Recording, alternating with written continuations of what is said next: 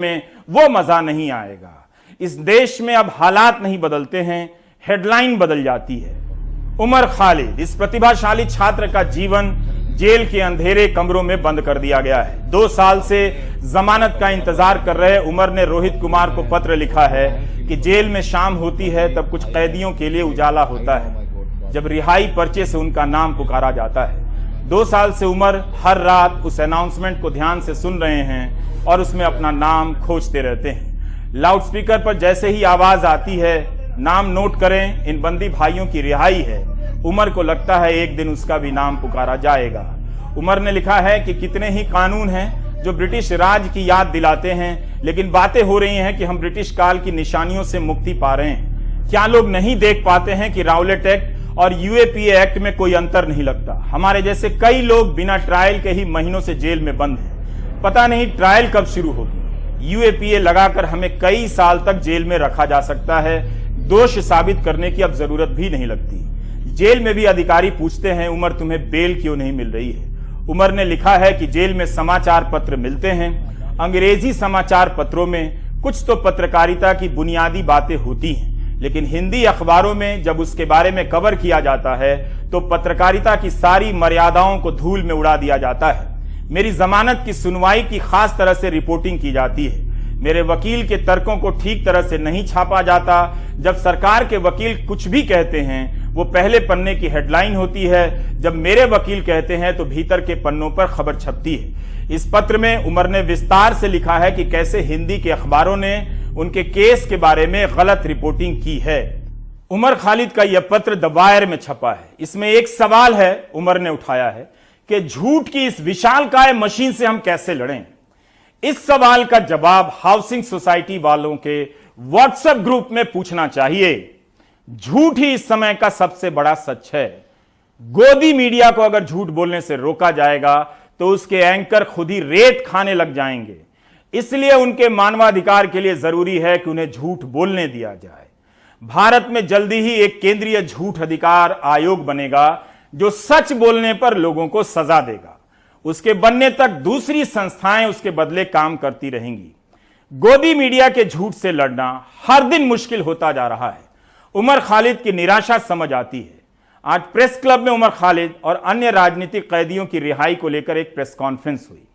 इसमें पूर्व जस्टिस संजना प्रकाश, बुकर पुरस्कार विजेता गीतांजलि श्री, पत्रकार चिंकी सिन्हा भी शामिल हुई। मुख्तलिफ हालात गुजरे, उसके बावजूद उसकी हिम्मत और हौसले में किसी किस्म की कोई कमी नहीं है कि जिस तरह की लड़ाई वो लड़ रहा है दलितों के लिए, आदिवासियों के लिए, माइनॉरिटीज के लिए, उस लड़ाई में ये मरहला तो आना है जेल का, लेकिन ये अंदाजा नहीं था कि वो इतना लंबा हो जाएगा।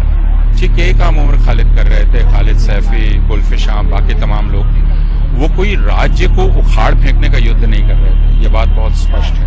उमर खालिद व दूसरों को रिहा किया जाए, स्वाभिमान से अपने देश में गुजर बसर करने दिया जाए। आवाज उठाने की सजा इतनी लंबी कि जमानत तक नहीं मिली। 2 साल से जिंदगी सलाखों के पीछे गुजर रही है, लेकिन बाहर उमर के साथ खड़े होने वालों की कमी नहीं। माँ की आंखों में आंसू नहीं, रोष है। बेटे की रिहाई के लिए आवाज कांप नहीं रही, बल्कि उसमें एक खनक है। आज के नौजवानों से मैं यही कहना चाहती हूँ कि वो अपने दिल से जालिमों का और इन तमाम जो फाशिस्ट कुव्वतें हैं, इनका खौफ अगर वो अपने दिल से निकाल देंगे तो उनके अंदर वो हिम्मत और ताकत आएगी जिससे वो इनसे लड़ने के लिए तैयार हो सके। उपन्यासकार गीतांजलि श्री भी मंच पर रहीं। चंद पंक्तियों के जरिए उन्होंने देश की दशा और उमर को लेकर अपनी भावनाओं का इजहार कर दिया। उमर खालिद कानून के नाम में 2 साल से जेल में बंद हैं। अदालत कहती है कि वो इतने खतरनाक अपराधी हैं कि जमानत पर भी उन्हें रिहा नहीं किया जा सकता। पर अदालतों को उमर खालिद के मामले की सुनवाई करना और न्याय करना ज़रा भी ज़रूरी नहीं लगता। हमारा अफसोस और हमारी चिंता ये भी है कि उमर खालिद अकेले नहीं हैं कानून के नाम में हो रहे इस अन्याय का शिकार होने वालों में। ये देश हमारा है, ये समाज हमारा है, संविधान और कानून व्यवस्था हमारे हैं, ये बच्चे, ये बुजुर्ग हमारे हैं, प्रेम हमारा है, अधिकार हमारे हैं, जिम्मेदारी हमारी है। यहाँ नहीं बोलेंगे तो और कहाँ बोलेंगे।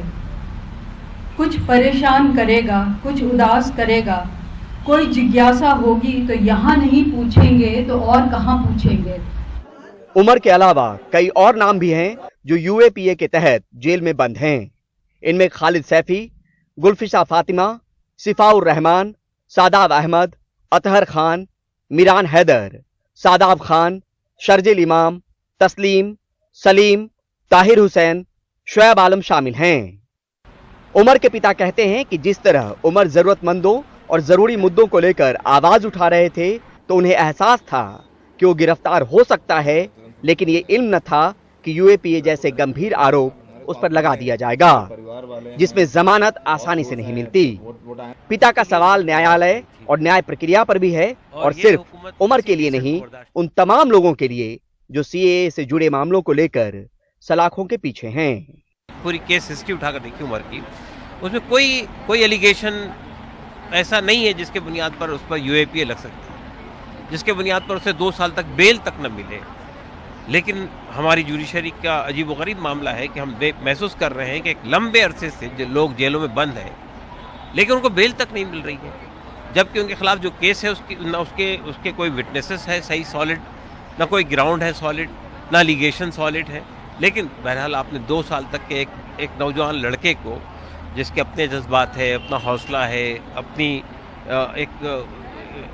एक चीज़ों को देखने की एक नया रुख है, उसको आपने जेल में डाल दिया 2 साल तक के। बनोजोत सेना लाहिड़ी बताती हैं कि कैसे जब उमर पर केस दर्ज हुआ तो जमानत का प्रावधान था, पर धीरे धीरे वो गैर जमानती हो गया। ये एफआईआर जब शुरू हुआ था तब इसके जितने ऑफेंसेस थे तब ये सब बेलेबल था। तो पहले 3 लोग जो अरेस्ट हुए थे उनको तात्कालिक बेल मिल गया था। उसके बाद जब खालिद सैफी और इशरत जहान अरेस्ट हुए इस एफआईआर में, तब इसमें नॉन बेलेबल धाराएं ऐड कर दी गई। और उसके बाद मई में जब मिरान हैदर और सफूरा अरेस्ट हुए, तब यूएपीए का 4 सेक्शन इसमें इंक्लूड हो गया। तो बेलेबल से शुरू हुआ एक एफआईआर अल्टीमेटली चलते चलते टेरर केस बन गए। जो लोग यहाँ नहीं आए, उनके संदेश उमर के समर्थन में आए। इनमें मनोज झा, एनी राजा, मोहम्मद सलीम और पूर्व जस्टिस अंजना प्रकाश शामिल रहीं। My position on UAPA is very clear. It does not fit in either with the criminal jurisprudence, which presumes a person innocent till proven guilty, and international laws on similar lines.